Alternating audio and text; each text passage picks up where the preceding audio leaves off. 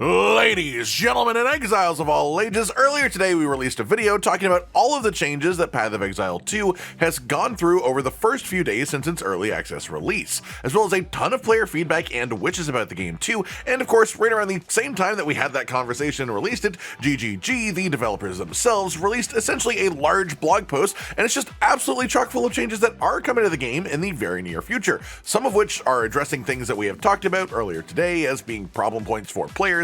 Other parts were a little bit more under the radar, but still very important and meaningful things to actually address. So let's talk about all of these things as well. First things first, for this, some of the changes will have already been applied as of this video going up. Others will be waiting for an upcoming patch, but these are all of the current mechanics and activities they are looking at actively changing in the ways that they're going to do this in the near future. First, we have changes to the dodge roll mechanic itself, and I do really like what they're doing here as far as making it a bit more comfortable for the players without collapsing on their own original design philosophies. Specifically, what they've done is make it so particularly small monsters can be pushed while you are dodge rolling but not phased through, and they made it so player size is set to 0 units while you are dodge rolling too.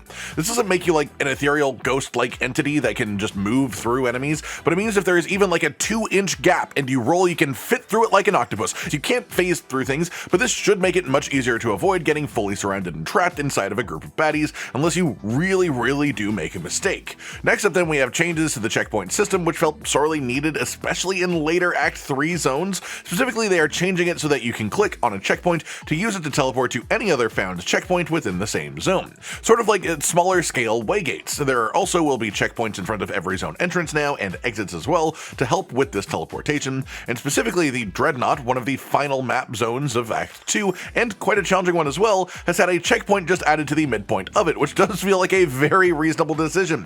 This change as a whole should make map exploration a touch easier at the very least. Then we have item changes, and these are pretty big of course. With the game feeling quite challenging, the arguably most challenging part of it is getting decent gear to begin with. With the right gear and even a decent build concept, you can flatten a lot of the game. You can make it feel not as challenging. Until now, however, players have just found gear drop rates to be really rough on the actually good stuff. The devs have noticed this, and they do seem to agree, and for now they are trying to fix it in little bit source-specific areas so they can remove the issues that we are currently having without negatively affecting other parts of the game longer term. Among this, there are changes being made to rare monsters in general, having a much larger effect on endgame than campaign, but rares now have their item drop rarity increased by how many mods they have. 10% quality increase per mod, and to pair with this, they've also increased the chances of more modifiers appearing on enemies deeper into the endgame. This change is mostly made to affect people in the endgame above all else, but due to the way that rare monsters work, gaining more modifiers through the story and campaign, this will still give you scaling positive rewards bonuses deeper that you get into the story. Even the campaign itself will get you progressively stronger drops from these enemies the further in you get. There have been changes to currency items and their drop rates as well, specifically regal orbs, which have felt quite rare to find, have gotten a 40% drop rate increase, which is massive and means that we should be able to make our own rare items much more frequently. Disenchanting fully modded rare items now also gives 2 regal shards instead of just 1, so if it has 6 mods and you disenchant it, you get 2 shards, which does change disenchant priorities just a little bit. Lesser jeweler orbs now have 33% increased drop rates, so you can actually get more support gems into your skill slots a little bit quicker, which is great too, as that's a pretty big power spike once you get them. They reduce the drop rate of chaos orbs, which is honestly fair enough given I had more of those drop than exalted orbs my entire first journey through the campaign, and the chaos orbs only started dropping in Act 3, so that's saying quite a bit. That said, theoretically this will also mean the drop rate of exalted orbs should go up, which is great as those did feel severely lacking. Then finally, gem cutters prisms, a much later game currency, have had their drop rates increased by 500%, which is an insane amount. So clearly these just weren't dropping anywhere close to frequently enough in the opinion of the developers. Then next loot affecting change is map mod changes. Specifically, this is for actual endgame mapping and won't affect people still doing early progress, but for those who are here, all map prefix mods are changed, but some examples are rarity mods that have been increased significantly, quantity mods will give extra rarity as well, bottom tier mods are being removed for now to actually let you get the better ones more frequently, and they increase the likelihood of getting mods that affect drops or pack size to help make loot feel more plentiful in general within these endgame maps. The final loot-based change is labeled as lucky drop protection, unlucky drop protection specifically, and essentially what this means is people were killing major bosses and getting like a pittance as a reward, whereas now changes are being made so that when you kill either an act-ending boss within the campaign or a boss at the end of a map for endgame, they will guaranteed drop at least one rare item, so there is some minimal level of gain here, or at least a chance at power gain when you do kill one of these enemies now. The other change applies to all unique monsters, so all named bosses, and this is that no more than 50% of their actual drop rewards can be gold anymore. So you can't have just purely gold drop and then walk away sadly afterwards, which of course is a great change too.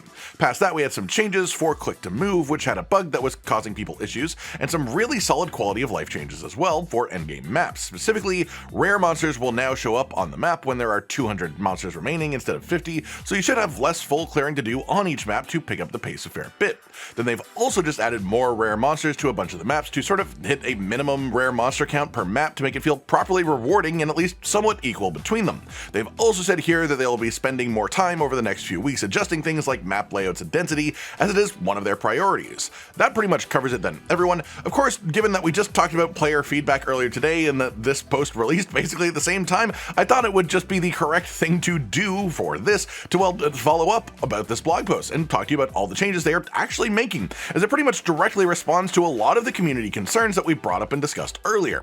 It fixes a fair few of them, or at least progresses towards fixing them properly, which shows the developers are paying attention to the community. They know what the pain points and the problem points are, and they are, with speed, working to try and fix them, which is always just really great to see. I hope you've all enjoyed this then, and feel free to leave any of your own thoughts in the comments down below as well. Like if you liked the video, subscribe to the notification bell for more, and most importantly, ladies and gentlemen, until next time, stay sweet.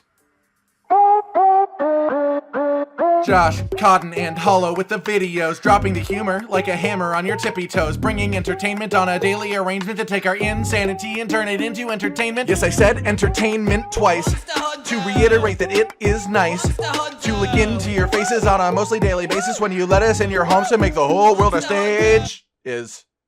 Goodbye.